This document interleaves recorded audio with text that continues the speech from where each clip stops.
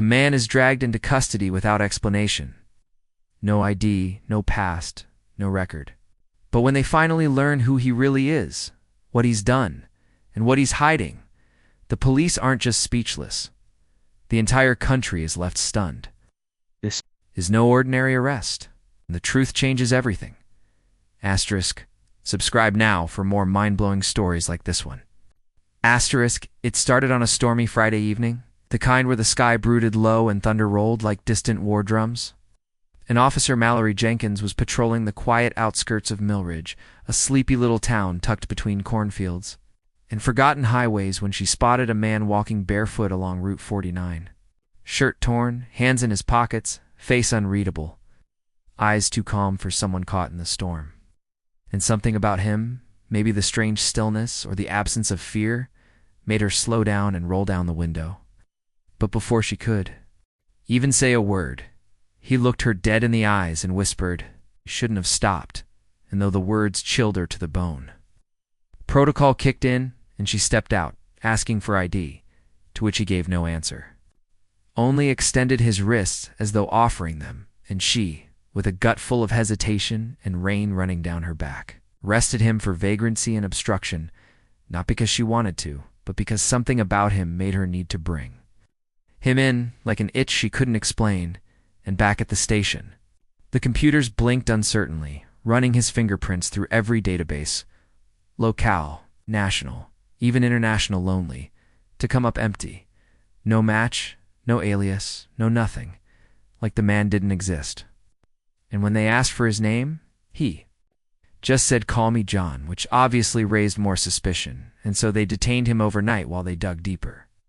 And all the while he sat in the cell, calm, collected, silent, his eyes never blinking too long, never looking away, until Officer Kevin Brooks swore under his breath that the guy wasn't sleeping.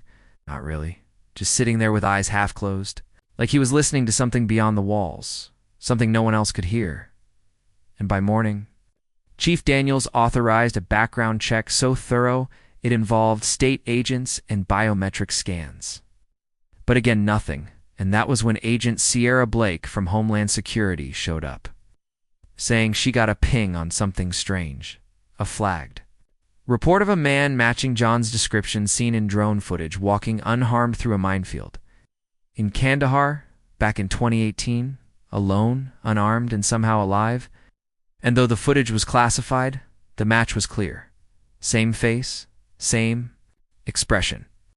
Same eyes, and suddenly what was once a simple case of loitering turned into a matter of national interest. And Blake demanded to know what he was doing in Millridge. But John just smiled and asked her if she believed in consequences, which made her pause, because no criminal ever spoke like that, not like they were trying to warn you instead of deceive you. And things got even weirder when the lab results came back showing his blood wasn't just a B negative, it traces of something synthetic. Something engineered. And suddenly the whispers of black budget experiments and rogue government projects started floating around, especially when the power in the precinct went out for 22 seconds, the moment he touched the metal bars of his cell. And surveillance footage from those exact moments vanished from the cloud, as if someone or something wiped it clean. And when a tech tried to recover the files, he found an audio snippet that simply said, "Don't dig," repeated 3 times in a static, bone-chilling voice, and by then, half the precinct refused to go near him, calling in sick. Pretending not to notice as the lights flickered every time he looked up, still he sat there, calm, hands folded, until one morning, he asked Officer Jenkins for a pen and paper. And when she handed it to him, he wrote a series of numbers coordinates, it turned out, pointing to a decommissioned research facility in Alaska, which had supposedly been shut down in 1996, after a containment breach that no one in the public ever heard about. And when Jenkins asked how he knew about it, he said, "Because I was there." And Agent Blake nearly choked when she looked up the files and confirmed the breach had involved a Subject Zero who had escaped containment without a trace, leaving 17 dead and 2 vanished without a word. And the DNA found at the U.S. scene matched no known species until now, because John's blood shared the same markers. And that's when it hit them. He wasn't just some wanderer, he was the experiment. The ghost of a program buried so deep, even the director of national intelligence had to ask for special clearance to read it. When they tried to move him to a black site for questioning, the transport van never arrived, not because it got lost or attacked, but because every GPS in a 10-mile radius blinked out for 7 minutes. And when they finally restored the signal, the van was found parked in its garage, untouched.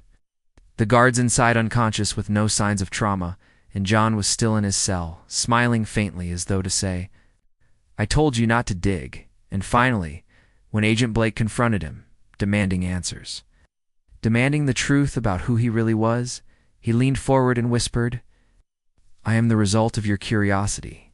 And then the lights went out. Again, but only in the interview room. Man, when they came back on, he was gone. Cell door wide open, cameras dead. Not a single trace of how he escaped.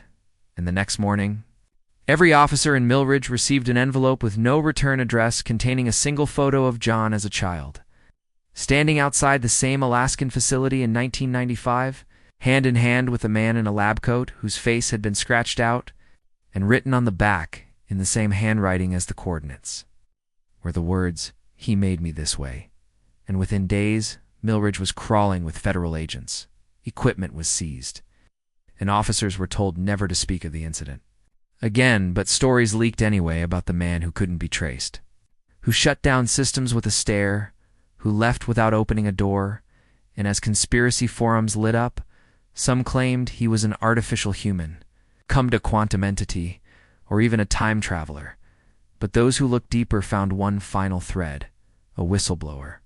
From the Alaskan facility came forward, dying of cancer, who said they'd tried to build something that could adapt, evolve, survive anything. That the last time he saw Subject Zero, it had looked at him and said, "One day I'll be free." And that day, it seems, was now. Because sightings of a barefoot man with calm eyes and no past began surfacing from New Mexico to Prague to Tokyo and everywhere he went. Cameras glitched, signals died, and someone vanished. Always someone with a history in defense and research, in secrets, and to this day, no one knows his real name, his purpose, or whether he's even human. But one thing is certain. The man who was arrested without cause left behind a trail not of crime, but of reckoning. And for those who seek him, the warning remains. Some identities, once revealed, don't just rewrite a case file. They rewrite history itself. Let me know if you'd like this in smaller paragraphs or turned into a narrated audio version.